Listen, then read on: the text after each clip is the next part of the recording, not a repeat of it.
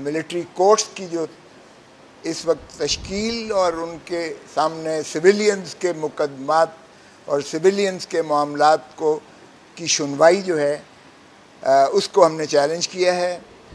और ये जो है हमारी नज़र में ये आइन से मुतसादिम है, ये बुनियादी हकूक़ के जो है मुनाफी है। बैनुल-अक़वामी जो हमारे कन्वेंशंस के ताबे भी जो हम जिसके सिग्नेटरी हैं पाकिस्तान, उसकी भी ज़िद में ये जो है मिलिट्री ट्रायल्स हैं। और हमारी नज़र में किसी सिविलियंस का जो है वो ट्रायल मिलिट्री कोर्ट्स में नहीं हो सकता है। ये बदकिस्मती है कि 9 मई के जो हादसात हुए हैं, वाक़यात हुए हैं, जिसकी हम शदीद मज़म्मत करते हैं, अगरचे उसका शाखसाना कौन है, क्या ये गुल्लू भट्टों की अपनी क्रिएटेड अपनी फिगमेंट ऑफ इमेजिनेशन है, पीटीआई को ख़त्म करने के लिए एक ऐसी साजिश और काविश की गई, या जो भी इसमें मुलव्वस है उस पर हमने बड़ी शिद्दत से जो है बार्स ने इजहार किया है कि उनको बिल्कुल कैफर किरदार तक पहुँचाया जाए। और किसी भी पाकिस्तान की मिल्कियत पर, किसी के घर पर, किसी की दफ्तर पर, किसी जो मिल्कियत जो है, एम्बुलेंस है, पुलिस वैन है, कोई भी जीप है या कोई बिल्डिंग है, उसकी तखरीबकारी, उसकी जो है तज़हीक, उसको जो है मुनहदम करना, उस पर हमला करना, वो एक संगीन मैं समझता हूँ जुर्म है, जिसकी कोई गुंजाइश नहीं है कि उसमें कानून में कोई उसको जो है इस्तिस्ना दिया जाए। तो इसलिए इस बिना पर कि कोई प्रेस कॉन्फ्रेंस कर ले तो वो मुस्तस्ना है, और जो प्रेस कॉन्फ्रेंस न करे उसको जो है पाबस हासिल कर लें। ये इस तरह के इम्तियाजी सलूक से भी हम समझते हैं कि ये भी कानून की तज़लील और तज़हीक है, और ये आइन से मावरा इक़दामात हैं। अब आइएगा कि क्या 9 मई के नीचे हमने सारा कुछ ही दफन कर देना है, क्या आइन को भी दफन कर देना है, क्या कानून को भी दफन कर देना है, क्या बुनियादी हकूक़ को भी हमने जो है मुनहदम कर देना है? ऐसा नहीं होगा। और ऐसा पाकिस्तान के वकला बरादरी जो है वो जिन्होंने आइन के तहफ़्फ़ुज़ की पहले दिन से ही हल्फ उठा रखा होता है, क्योंकि हमारे कोड ऑफ कॉन्डक्ट में ये चीज़ की मौजूद है। और हम समझते हैं कि अगर रूल ऑफ लॉ नहीं है, अगर आइन की बालादस्ती नहीं है, अगर आइन पर अमलदारी नहीं है, तो फिर इसमें जो है वो कानून, जंगल का कानून जो है, ये पाकिस्तान इस चीज़ का मुतामिल नहीं है।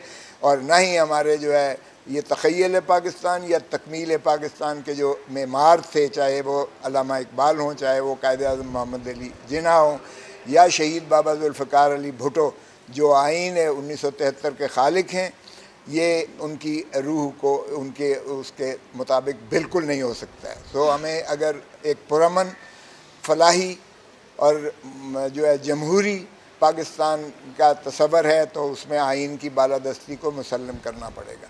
यानी जो रिटन कॉन्स्टिट्यूशंस होते हैं उसमें आइन सुप्रीम होता है, आइन के ताबे जो है पार्लिमान काम करती है, आइन के दायरे में रहते हुए जो है अदलिया काम करती है, मुकन्नना काम करती है, और इसी तरह जो है इंतज़ामिया भी आइन के ताबे काम करती है।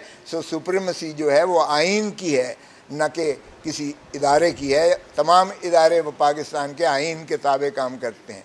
तो हम समझते हैं कि ये यकीनन एक 9 मई का जो सानिया हुआ है उस पर, चाहे वो फ़ौजी इमलाक पर जो है कोर कमांडर हाउस पे की गई है या किसी भी उस पर की गई है, इसमें कानून हमारी जो है गुंजाइश बड़ा वाज़े रखता है। एंटी टेररिज्म अदालतें मौजूद हैं, एंटी टेररिस्ट कोर्ट्स और एंटी टेररिज्म एक्ट मौजूद है, जिसमें ये तमाम चीज़ों का अहाता जो है कानून करता है।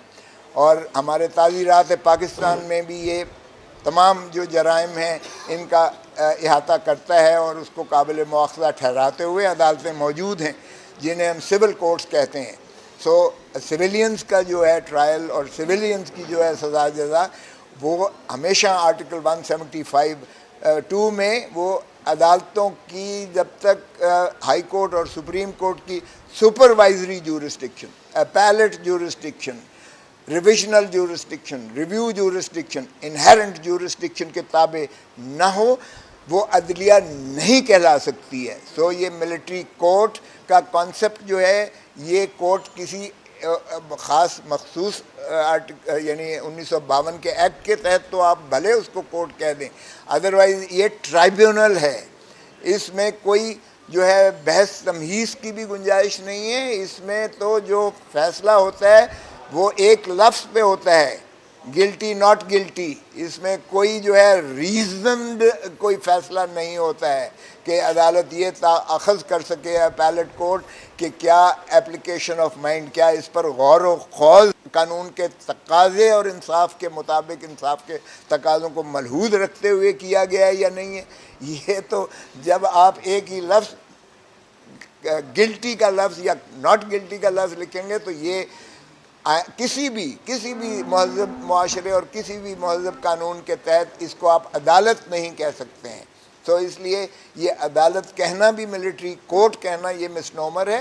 ये बुनियादी तौर पर एक किस्म की एडमिनिस्ट्रेटिव ट्राइब्यूनल है। अगर ये मिलिट्री कोर्ट जो है अपना मिलिट्री पर्सनल के हद तक जो है हो तो ठीक है, उसका जवाब जो है, या ऑफिशियल सीक्रेसी एक्ट जो आता है उसमें भले कीजिएगा आप अपना, कोई आपका मिलिट्री पर्सनल कोई ऐसा जो है जुर्म करता है तो वो उसके दायरे में आता है। लेकिन अगर आप ये समझें कि एक सिविलियंस को भी पकड़ के आप जो है उसमें ट्राई कर सकते हैं, भले उसने हमला किसी जो है वो ऐसी तनसीब पे किया हो, कोर कमांडर्स हाउस पे किया हो, या कोर कमांडर हाउस हो या एक गरीब की झोंपड़ी हो, उतना ही तकद्दस है उसे। कानून में कोई इम्तियाज़ नहीं हो सकता है।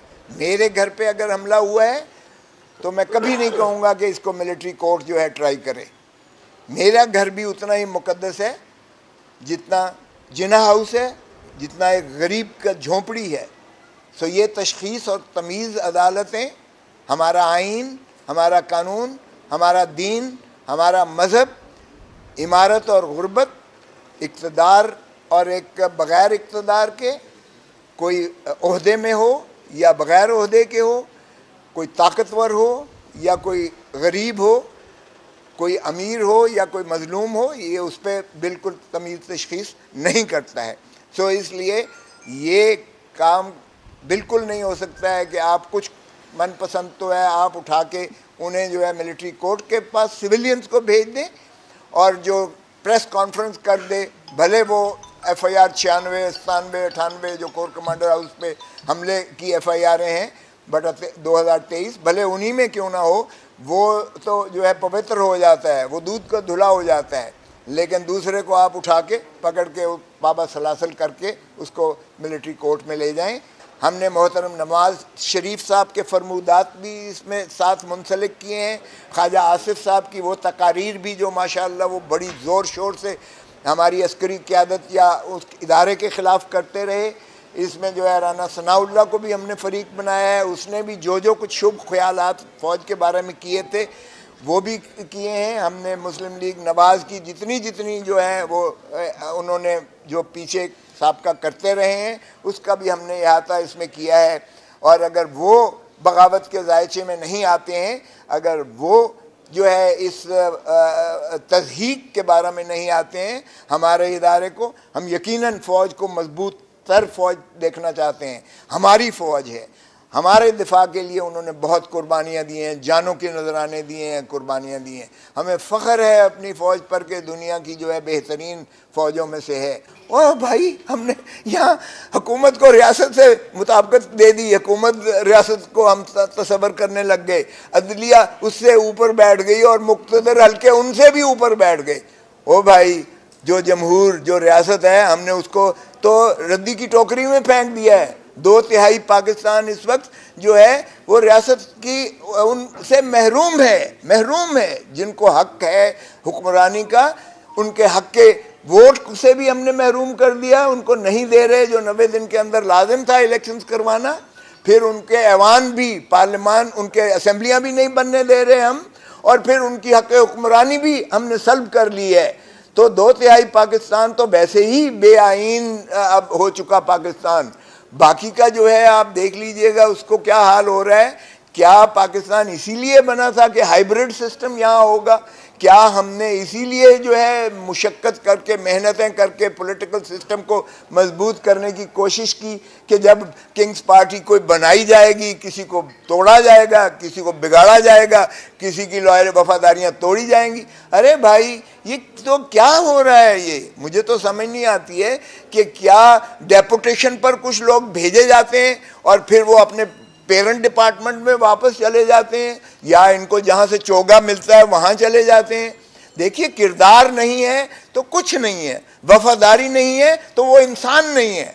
इसलिए मैं समझता हूं कि भाई खुदारा, आइए हम अपने इदारों को मजबूत करें, आइए हम अपने निज़ाम को मजबूत करें, आइए हम अपने किरदार का जो है वो गम्माजी करते हुए हम जिसके साथ हैं या जहां हैं उन पार्टीज के साथ उनको मजबूत करें।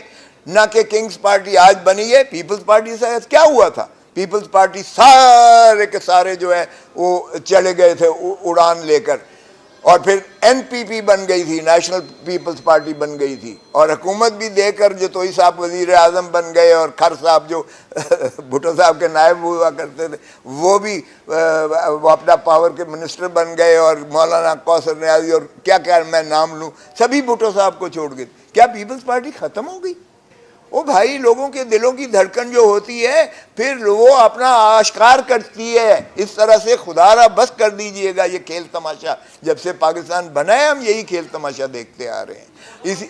इसीलिए मैं समझता हूँ कि जो हमने ये पिटीशन की है, हमने आइन को मजबूत करने की कोशिश की है, हमने अपनी फ़ौज को मजबूत करने की कोशिश की है ताकि हमारी फ़ौज गैर मुतनाज़ा हो। ये ना हो कि वो मिलिट्री कोर्ट की सज़ाओं पर जो है अवाम फिर बिफर कर कहें कि हमें नामंजूर हैं ये फ़ैसले। यकीनन ये मुतनाज़ा होते हैं, तो फ़ौज भी इससे मजबूत होती है अगर हम उनको जो है सिविलियन उससे बाहर रखते हैं। और इसी तरह हमारा आइन की बालादस्ती होनी चाहिए। पहले ही आइन को बहुत हमने बिगाड़ कर दिया, जो हमने 2 सूबों में इलेक्शंस नहीं करवाए।